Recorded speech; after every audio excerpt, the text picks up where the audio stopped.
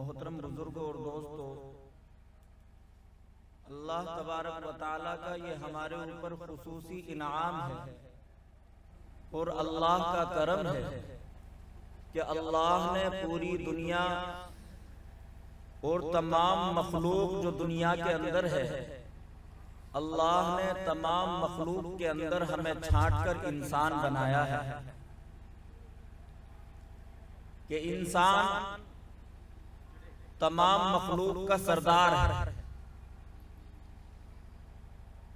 तमाम मखलूक इंसान के लिए पैदा की, तमाम मखलूक से इंसान फायदा उठाते हैं।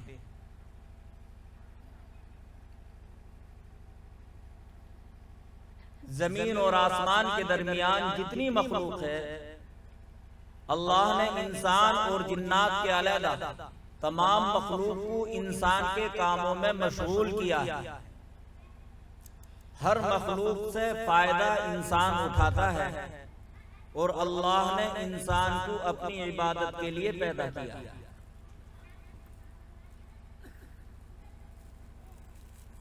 अल्लाह कौन है, अल्लाह कैसे है और अल्लाह की ताकत क्या है, ये समझना जरूरी है। इसलिए जितनी मखलूक दुनिया में आती है, हर मखलूक को उसको जिंदगी गुजारने का इल्म अल्लाह देकर भेजते हैं। एक मखलूक इंसान के ये लाइल्म पैदा होता है, जाहिल पैदा होता है, इसको कोई इल्म नहीं होता। बाकी जितनी मखलूक है, अल्लाह हर मखलूक को उसकी जिंदगी गुजारने का इल्म देते हैं। एक इंसान ऐसा है वाहिद कि इसको ये इल्म नहीं दिया जाता। बकरी है, आपने देखा होगा किसी स्कूल कॉलेज में कभी पढ़ने गई हो, लेकिन उसके सामने बिरयानी रखोगे तो वो नहीं खाएगी। उसको ये इल्म कहां से मिला? हरियाली सब्जा घास रखोगे तो वो खाएगी। कुत्ते के सामने अगर हरा सब्जा घास रखोगे तो वो नहीं खाएगा। हड रखोगे या कोई और चीज रखोगे तो वो खाएगा। तो ये इल्म उसको किसने दिया? छोटी सी चिड़िया अपनी चोंच के अंदर एक एक तिनका इकट्ठा करती है और अपना घोंसला बनाती है, और उसका घोंसला इतना खूबसूरत होता है कि अगर उसको देखते हैं तो देखने से मन नहीं भरता। और इतना खूबसूरत वो घोंसला बनाती है और दरख्त के ऊपर लगाती है, उसके अंदर अंडे रखती है, बच्चे रखती है, गोया कि उसकी पूरी जिंदगी और पूरी दुनिया वो घोंसला है। उसको ये इल्म किसने दिया? इंसान बगैर सीखे अपने पहनने का कपड़ा नहीं बना सकता, बगैर सीखे अपने सोने की चारपाई नहीं बुन सकता, बगैर सीखे अपने खाने के लिए खाना नहीं बना सकता। वो बेजुबान जानवर अल्लाह उसको वो इल्म देता है कि वो अपने बच्चों की परवरिश भी करती है और बच्चों की और अपनी परवरिश के लिए अपना आशियाना भी बनाती है, और कहां कहां से एक एक दिन का वो इकट्ठा करके जमा करती है और इस अंदाज से बनाती है कि बड़ा खूबसूरत बना। तो यही नहीं, कमो बेश 18,000 मखलूक दुनिया की इस दुनिया के अंदर अल्लाह की मौजूद है, और हर मखलूक को अल्लाह उसकी जिंदगी गुजारने का इल्म देते हैं। एक इंसान एक ऐसा है कि जो बिल्कुल जाहिल पैदा होता है, इसको इल्म सीखना पड़ता है, क्योंकि इसको मखलूक की सरदारी करनी है। इसको अपने अल्लाह के अहकाम को दुनिया में पूरा करना, जो दीन प्यारे नबी सल्लल्लाहु अलैहि वसल्लम लेकर आए, उस दीन को दुनिया में इसको हासिल करना है, उसको हासिल करके लोगों तक पहुंचाना है। अपनी 24 घंटे की जिंदगी को उस दीन के मुताबिक गुजारना है। इसके लिए इसको अकल दी गई, और ये तमाम मखलूक में सबसे ज्यादा अशरफ, सबसे ज्यादा बेहतर, सबसे ज्यादा आला। बच्चों बैठ जाओ। एक शेर था, शेर। जितनी देर तुम कहोगे उतनी देर बोलूंगा, 10 मिनट बोलोगे 10 मिनट बोलूंगा, मैं अभी भी 1 घंटा बोलकर आया। तो जितनी देर तुम मोहब्बत से सुनोगे, तवज्जो से सुनोगे, मैं बोलूंगा। फिर सोना भी है, उसका भी तकाज़ा, इसलिए वक्त को कीमती बनाओ। जब प्लेन का वक्त हो जाता है तो वो किसी अपने मुसाफिर का इंतजार नहीं करती, वो अपने वक्त पर उड़ जाती है।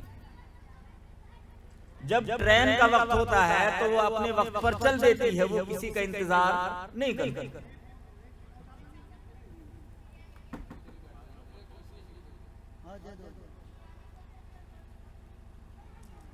तो एक शेर था जंगल में, शेर।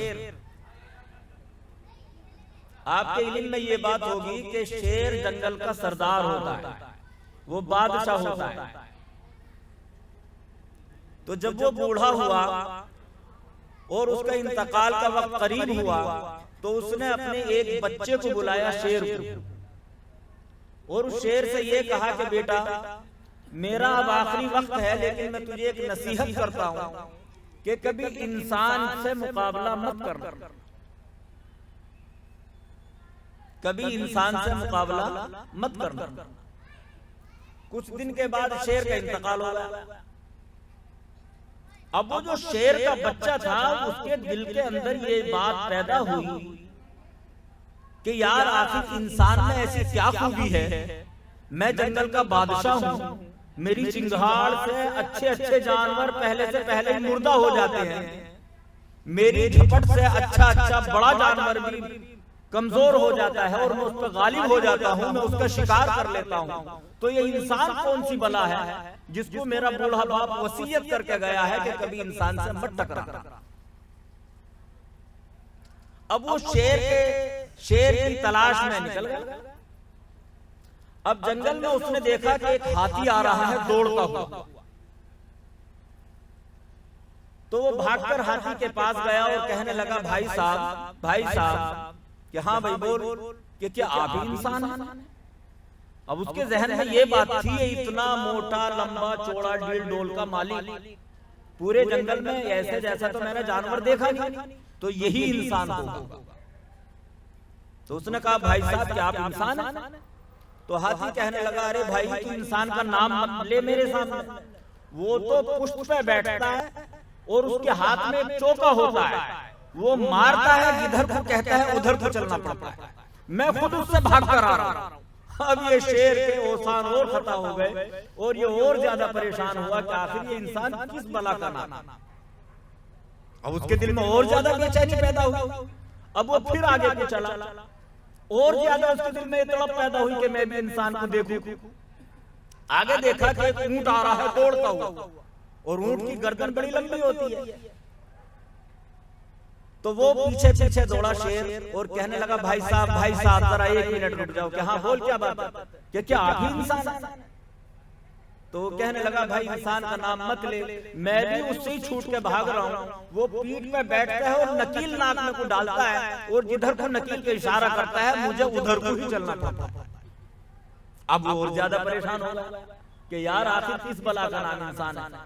वो पूरे जंगल में तलाश किया, जिस जानवर से भी उसने पूछा उसी जानवर ने उसकी यही कैफियत बताई कि मैं इंसान से भाग रहा हूं, इंसान उस बला का नाम है। घूमते वो गांव के बाड़ों में पहुंचा। एक इतना मोटा लक्कड़ वो पड़ा हुआ था बाड़ों में, और 2 इंसान के बच्चे, एक कुल्हाड़ी हाथ में ले रखी थी उन्होंने, और एक छेनी। उस छेनी से वो उस दरख्त को तोड़ रहे थे, काट रहे थे। यानी कि एक जगह कुल्हाड़ी मारी,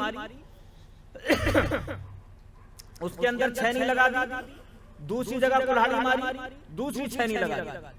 बच्चे इस काम को कर रहे थे तो वो शेर आया और कहने लगा, भाई साहब, अब उसके दिमाग में ये गलतफहमी थी कि यार जब इतने बड़े बड़े इंसान नहीं थे तो ये जरा जरा से क्या इंसान होंगे।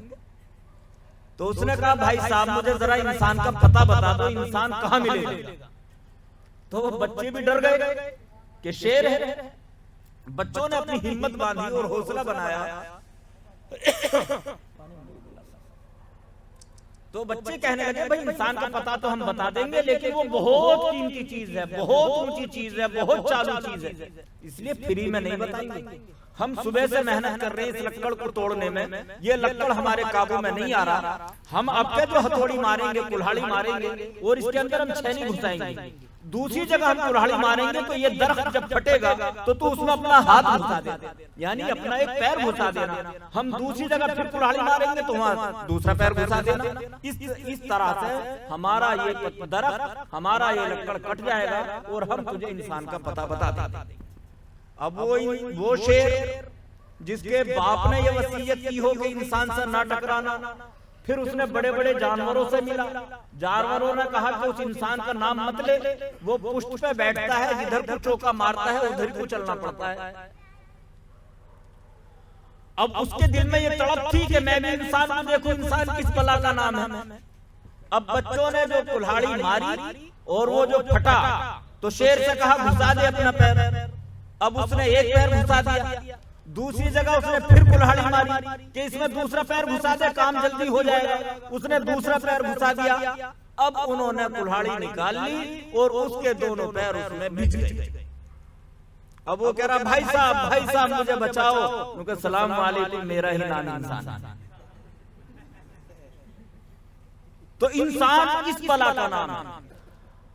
अगर ये मेहनत पे आ जाए तो लकड़ी से बेहतरीन फर्नीचर बना देते हैं, एक से एक बेड, एक से एक ड्राइंग रूम, एक से एक सोफा सेट, एक से एक श्रृंगार सेट बनाकर तैयार कर देते हैं। अगर ये लोहे पे मेहनत करने पे आ जाए तो लोहे पे मेहनत करता आसमान में हवाई जहाज बनाकर उड़ा देता है। ये इंसान का तो कमाल।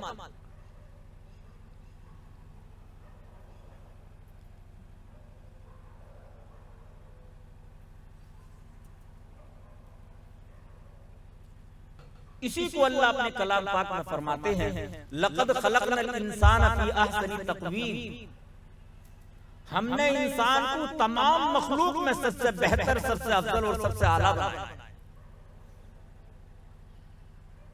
एक रोज एक बादशाह की बीवी, बादशाहों के नखरे बड़े अजीब होते हैं, ऐसे बीवियों के नखरे अजीब होते हैं। वो शीशे में आईने में देख रही थी और श्रृंगार कर रही थी, बड़ी खूबसूरत थी, हसीन और जमील थी। तो उसके जबान से ये बात निकल गई, उफ तू तो चांद सूरज से भी ज्यादा खूबसूरत। अब वो निकल गई, लाइल्मी में निकली। अब वो इतने में बादशाह कहने लगा कि वाकई में अगर तो चांद सूरज से ज्यादा खूबसूरत है तो सुभान अल्लाह, तो मेरी बीवी, मैं तेरा शोहर, और अगर तूने झूठ कहा तो चांद सूरज से ज्यादा खूबसूरत नहीं तो तुझे 3 तलाक। अब बादशाह ने ये बात कह तो दी।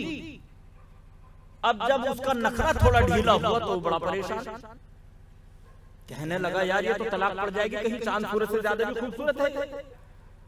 सूरज जो पूरी दुनिया में रोशनी करता है, चांद जो पूरी दुनिया में रोशनी और जगमगाता है, तो ये औरत कहां उनका मुकाबला करेगी। अब ये शोहर भी परेशान, उधर बीवी का रो रो के बुरा हाल। अब इस मौलाना से मसला पूछा, इस मौलाना से मसला पूछा, इस मौलाना से मसला पूछा, तो वो तो है ही भाई, चांद सूरज से ज्यादा कौन खूबसूरत होगा। आखिर ये हुआ, उसने आलिमों की जमात का दावत का इंतजाम किया और अपने, क्योंकि बादशाह था, नवाब था, बड़ा आदमी था, उसने पूरे शहर के आलिमों की जमात की दावत की। और दावत जब उसने की और इस तरह से जब मजमा लगा तो सबसे मसला पूछा, सबने कहा जी तलाक हो गई, तलाक हो गई, तलाक हो गई। आखिर मगरिब का वक्त का टाइम हो गया, मगरिब की नमाज का वक्त हो गया। जब मगरिब की नमाज पढ़ी तो एक बुजुर्ग आगे बढ़े और उन्होंने नमाज पढ़ाई, और नमाज के अंदर उन्होंने शुरू की पहली रकात में पढ़ी वत्तीन वज़्ज़ैतून, और जब आयत आई लक़द खलक़नल इंसान फी अहसनी तक़वीम, तो उन्होंने पढ़ा लक़द खलक़नल क़मर फी अहसनी तक़वीम। तो पीछे से जो आलिम थे उन्होंने लुक़मा दिया कि भाई लक़द खलक़नल इंसान फी अहसनी तक़वीम, तो उसने दोबारा पढ़ा लक़द खलक़नश शम्स फी अहसनी तक़वीम। अब पीछे से लुक़मे दिए जा रहे, आखिर लुक़मा तो लेना ही था उसको, क्योंकि सही तो लक़द खलक़नल इंसान ही है। जब लुक़मा ले लिया, नमाज पूरी होगी, पीछे हुए और घूम के कहने लगे भाई लक़द खलक़नल क़मर, मैं सही तो पढ़ रहा था कि अल्लाह ने सारी मखलूक में सबसे ज्यादा अफजल और खूबसूरत चांद को बनाया है। तुम लुकमा दे रहे थे लक़द खलक़नल इंसान फी अहसनि तक़वीम, इसका यही तो माना है लक़द खलक़नल इंसान फी अहसनि तक़वीम, मैंने अपनी तमाम मखलूक में सबसे ज्यादा खूबसूरत जो बनाया है वो इंसान को बनाया।